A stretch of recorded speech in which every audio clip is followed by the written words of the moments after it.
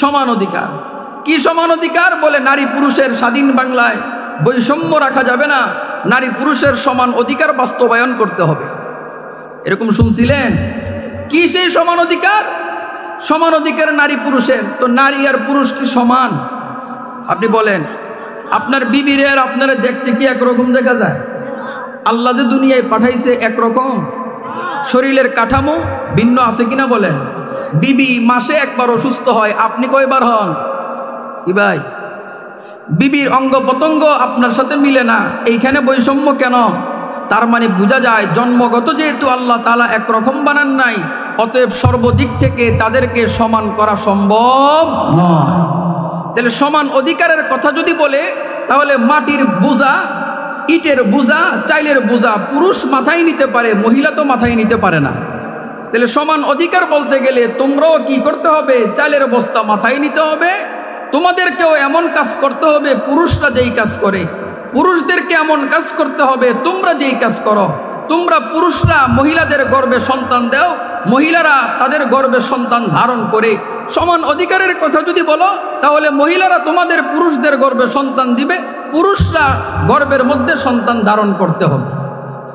তাইলে না সমান অধিকার? 1 বছর স্বামীর পেটে সন্তান থাকবে, আর 1 বছর স্ত্রীর পেটে সন্তান থাকবে। এটা কি সম্ভব না অসম্ভব? এটা যদি অসম্ভব হয়ে থাকে, তাহলে নারী পুরুষের সমান অধিকার এটাও অসম্ভব বিষয়। তাহলে কি অধিকার বলতে হবে? নারীকে তার যথাযথ অধিকার দিতে হবে, পুরুষকে তার যথাযথ অধিকার দিতে হবে। এটাই ইসলামের কথা। ইসলাম নারীদেরকে যথাযথ অধিকার দিয়েছেন, কোরআন নারীকে যথাযথ অধিকার দিয়েছেন। এর বাহিরে অন্য কোনো ধর্ম, অন্য কোনো মত, অন্য কোনো ইজম নারীদেরকে যথাযথ অধিকার দেয় নাই, বরং তাদের অধিকার খর্ব করেছেন। যেহেতু আমার হাতে সময় কম, এই কারণে বিস্তারিত বলছি না। তবে হ্যাঁ, যেইখানে সমান সমান দরকার ইসলাম সেইখানে সমান দিয়েছেন। বলবেন হুজুর কোন জায়গায় সমান? মনে করেন উদাহরণস্বরূপ একটা নারী ঈমান আনলো, একটা পুরুষ ঈমান আনলো, দুইজনে কালিমা পড়ে ঈমানদার হইছে। ইসলাম বলল নারীর ঈমান আনতে গেলে 2 বার কালিমা পড়া লাগবে, স্বামীর ঈমান আনতে গেলে 1 বার কালিমা পড়া লাগবে। এবার আপনি বলেন দেখি, এটা সাম্য হইল না বৈষম্য হইল? কি ভাই, এখানে কি মিলল? অধিকার কি সমান হইল? অধিকার খর্ব হইল। ইসলাম বলে না, এইখানে সমান সমান। নারী একবার পড়লে যেমন ইমানদার, পুরুষও একবার পড়লে ইমানদার। নারী যেমন 5 ওয়াক্ত নামাজ পড়বে, পুরুষও 5 ওয়াক্ত নামাজ পড়বে। পুরুষের জন্য পর্দা আছে আলাদা সিস্টেমে, নারীর জন্য পর্দা আছে আলাদা সিস্টেমে। এই যেইখানে তাদের সমান, আল্লাহ ওইখানে সমান রেখেছেন। যেইখানে তাদের মাঝে সমান সম্ভব নয়, আল্লাহ সৃষ্টি করেছেন, ওইখানে আল্লাহ তাআলা সবার জন্য যথাযথ বিধান দিয়েছেন। বাস্তব না অবাস্তব?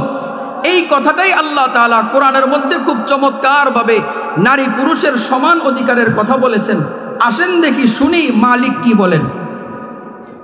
আল্লাহ তাআলা বলেন, মান আমিলা সালিহাম মিন যাকারিন আও উনসা ওয়া হুয়া মুমিন ফালানুহইয়ান্নাহু হায়াতান তাইয়্যিবাহ ওয়ালানাজজিয়ান্নাহুম আজরাহুম বিআহসানি মা কানু ইয়ামালুন। আল্লাহু আকবার বলেন। বলেন কথাকার, জোরে বলেন কথাকার। আল্লাহ তাআলা বলেন, মান আমিলা সালিহাম মিন যাকারিন আও উনসা, যদি কোনো পুরুষ কিংবা নারী নেক কাজ করে, ওয়া হুয়া মুমিন, এবং সে যদি ঈমানদার হয়, ফালানুহইয়ান্নাহু হায়াতান তাইয়্যিবা, তাহলে আমি তাকে উত্তম জীবন তাকে দান করব। সুবহানাল্লাহ। যদি পুরুষ হয় কিংবা নারী হয়, সে যদি নেক কাজ করে, তবে শর্ত ঈমানদার হইয়া নেক কাজ যদি করে, আমলে সালেহ করে, তাহলে দুনিয়ায় আখিরাতে তাদেরকে উত্তম জীবন আল্লাহ তাআলা দান করবেন। সুবহানাল্লাহ। আল্লাহ বলেন দ্বিতীয় পুরস্কার কি? ওয়ালানাজজিয়ান্নাহুম আজরাহুম বিআহসানি মা কানু ইয়ামালুন। আল্লাহ বলে শুনো শুনো, তারা যে কাজগুলো দুনিয়াতে করেছে ঈমান আর নেক আমল, এটার কারণে উত্তম পুরস্কার আল্লাহ তাআলা দান করবেন। সুবহানাল্লাহ। বাইসারার মানুষ কেমন করে বললে জানি বুঝবেন? আল্লাহ বুঝায়া দেয়, শুধু যদি ঈমান আনো কাজ হবে না, সাথে নেক আমল লাগবে। আবার যদি শুধুমাত্র নেক কাজ যদি করো, যদি শুধুমাত্র নেক কাজ করো ঈমান ছাড়া, তাহলেও কাজে দিবে না। ঈমান আনতে হবে, নেক আমল করতে হবে। তথা মানি বুঝি নাই। কোরআন যেইভাবে বলেছেন, হাদিস যেইভাবে বলেছেন, সেই অনুযায়ী যদি আমি চলতে পারি, আল্লাহ বলে শোনো শোনো শোনো, আমি তোমাদের কি দিব?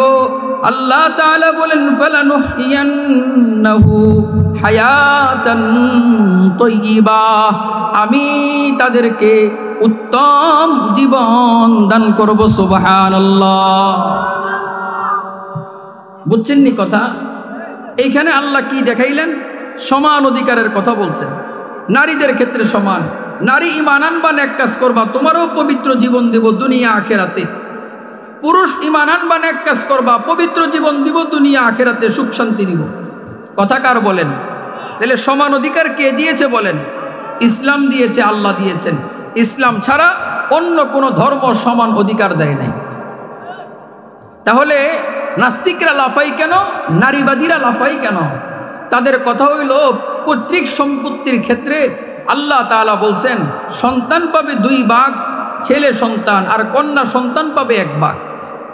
এইখানে নারীর সাথে আল্লাহ বৈষম্য করেছেন, নাউজুবিল্লাহ। নারীবাদীরা বলে এইখানে সমান সমান করতে হবে, পুরুষ যা পাবে, ছেলে যা পাবে, মেয়েও তা পেতে হবে, ডবল কেউ পেতে পারবে না, কম বেশ হতে পারবে না। কিন্তু এটা কেন তারা বলে? এক হইল না জানার কারণে, 2 নাম্বার হইল শয়তান তাদের ঘাড়ে চাপছে এই কারণে। এবার আসেন মজার কথা, আল্লাহ তাআলা নারীদেরকে খরচের জায়গা রাখে নাই, এই কারণে তাদের সম্পদের প্রয়োজন নাই। তারপরও তাদেরকে সম্পদ দিয়েছেন। হুজুর কথাটা বুঝি নেই, বুঝাইয়া দেন।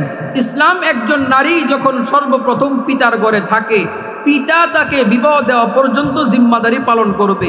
পড়ালেখা, পোশাক পরিচ্ছদ, চিকিৎসা, এমনকি তার যত জিনিসের প্রয়োজন আছে, এই সব জিনিসের ব্যবস্থা পিতার উপর জিম্মাদারি। কথা বুঝাইতে পারলাম? তাহলে নারীর কি কোনো খরচ আছে? খরচ নাই। 2 নাম্বার কথা হইল, এরপর যখন বিবাহ দিবে স্বামীর সংসারে চলে যাবে, এবার স্বামী তাকে যেইভাবে যা কিছু দরকার আছে স্বামীর দায়িত্বে চলে যাবে। স্বামী তাকে পোশাক পরিচ্ছদ, বরণ পোষণ যা আছে, চিকিৎসা যা আছে, সব কিছুর জিম্মাদারি স্বামী। এইখানেও তার খরচ নাই। যদি বাবা না থাকে বড় ভাইয়ের কাঁধে জিম্মাদারি চলে যায়, যদি স্বামী না থাকে ছেলেদের কাঁধে জিম্মাদারি চলে যায়। কেন? ওই যে আল্লাহর নবী শিখাইয়া দিয়েছেন, তোমার মা তোমার জান্নাত, তাকে ছাড়া জান্নাত না। সুবহানাল্লাহ বলেন। তাইলে মহিলাদেরকে একের পর এক তাদেরকে অধীনস্থ বানাইয়া দিয়েছেন, তাদের খরচের দায়িত্ব অন্যের কাঁধে দিয়ে দিয়েছেন। এই কারণে মহিলাদের আলাদা কোনো খরচের প্রয়োজন নাই। এবার আপনাদের মনে প্রশ্ন জাগবে, হুজুর কথা তো বললেন ভালো কথা, যেই মহিলার বাবা নাই, যেই মহিলার ভাই নাই, যেই মহিলার স্বামী নাই, যেই মহিলার সন্তান নাই, ওই মহিলাকে দেখাশোনা কে করবে? ইসলাম আমাকে এই বার্তা দেয়, যেই মহিলার কেউ নাই, ওই মহিলাকে রাষ্ট্রপ্রধান রাষ্ট্রীয় খরচে তাকে দেখাশোনা করবে। সুবহানাল্লাহ বলেন। এবার আপনার মনে প্রশ্ন জাগবে, হুজুর আমাদেরকে এরকম আমরা অনেক বিধবা অসহায় রমণীদেরকে দেখি, অনেক বৃদ্ধা নারীদেরকে দেখি, তাদেরকে তো সরকার তেমন কিচ্ছু দেয় না। মাঝে মাঝে এই বৃদ্ধাদেরকে ভাতা দেয়, মুরব্বীদেরকে ভাতা টাতা দেয়, কিন্তু যথাযথ তো আমরা পাই না। না পাওয়ার কারণ হইল এই দেশে ইসলামী হুকুমত নাই, এই কারণে পায় না। বাস্তব না অবাস্তব? এই দেশ চলে চারটা কুফরি মূলনীতি আছে এটার উপরে: ধর্মনিরপেক্ষতা, গণতন্ত্র, জাতীয়তাবাদ, সমাজতন্ত্র। চলে এই 4 মূলনীতির উপরে, যেটা ইসলামের সাথে সাংঘর্ষিক। ইসলাম সমর্থন করে না এই 4 কুফরের উপর দেশ চলে। এই কারণে তো ইসলামের উপর যদি চলতো তাইলে মানুষদেরকে বৃদ্ধাশ্রমে যাওয়া লাগতো না, এরকম কঠিন দেশের পরিস্থিতি হইতো না, যুগে যুগে স্বৈরাচারও দেশে তৈরি হইতো না। কথা বাস্তব না অবাস্তব? এই কারণে আমরা যতক্ষণ না পর্যন্ত এই জমিনে ইসলামী হুকুমত কায়েম হবে, ততক্ষণ পর্যন্ত এই দেশে শান্তি আসবে না। একের পর এক সরকারের পালাবদল হবে, স্বৈরাচার তৈরি হবে, স্বৈরাচার নাই হবে। আরে ভাই আওয়াজ দেখে এটা বারে বারে। স্বৈরাচার তৈরি হবে, স্বৈরাচারকে বিতাড়িত করা হবে, মানুষ রক্ত দিবে, কিন্তু তাদের প্রকৃত অধিকার তারা পাবে না যদি ইসলামী হুকুমত কায়েম না হয়। এই কারণে আমার জাতি ইসলামী হুকুমত কায়েমের জন্য আমি আমার শেষ বিন্দু, রক্তের শেষ বিন্দু পর্যন্ত চেষ্টা করতে হবে, ঠিক কিনা বলেন? এবার বলবেন হুজুর ইসলামী হুকুমত কায়েমের জন্য কি করতে পারি? কেউ ইসলামী দল করার মাধ্যমে ইসলামী হুকুমত বাস্তবায়নের স্বপ্ন দেখে, আবার কেউ ইসলামী দল না করার মাধ্যমেও ইসলামী হুকুমত কায়েমের স্বপ্ন দেখে। তো আমি আপনাদেরকে বলবো, ইসলামী হুকুমত গণতান্ত্রিক ইসলামিক দলের মাধ্যমে ইসলামী হুকুমত কোথাও কোনো রাষ্ট্রের কোনো একটা জায়গায় কায়েম হয়েছে এমন কোথায় পাওয়া যায় নাই। তবে হ্যাঁ, রসুল করিম সাল্লাল্লাহু আলাইহি ওয়াসাল্লাম দাওয়াত দিয়েছেন, জনমত তৈরি করেছেন, ইসলামী হুকুমত কায়েম করেছেন, জিহাদের মাধ্যমে কায়েম করেছেন। এই পদ্ধতিগুলো আমাদের সামনে ভাসমান, আমরা দেখি, কিতাবে আছে, কোরআনে আছে, হাদিসে আছে। এইগুলো আফগানিস্তানের জমিনে এই বিধানগুলো পালন করেছেন, তারা জিহাদ করেছেন, রসুলের আদর্শ মেনেছেন, এই কারণে তারা ইসলামী হুকুমত বাস্তবায়ন করতে পেরেছেন। বুঝাইতে পারলাম কথা? এই কারণে একদল আছে সমাজে, তারা সেই স্বপ্ন লালন করে। তো তারা যদি সেই স্বপ্ন লালন করে তাহলেও ঠিক আছে। কথা কি বুঝাইতে পারলাম? তাদেরকে জঙ্গি বলা যাবে না, মৌলবাদ বলা যাবে না, যদি তারা কোরআনের পক্ষে থাকে, হাদিসের পক্ষে থাকে। ঠিক আছে তো ইনশাআল্লাহ? আমি আপনাদের সামনে আলোচনা করতেছিলাম, আল্লাহ তাআলা সমান অধিকারের কথা বলেছেন, যেইখানে সমান ওইখানে সমান, যেইখানে সমান না ওইখানে সমান না। বানাইছেন যেহেতু সমান করে না, এই কারণে সব জায়গায় সমান হবে না, এটাই স্বাভাবিক।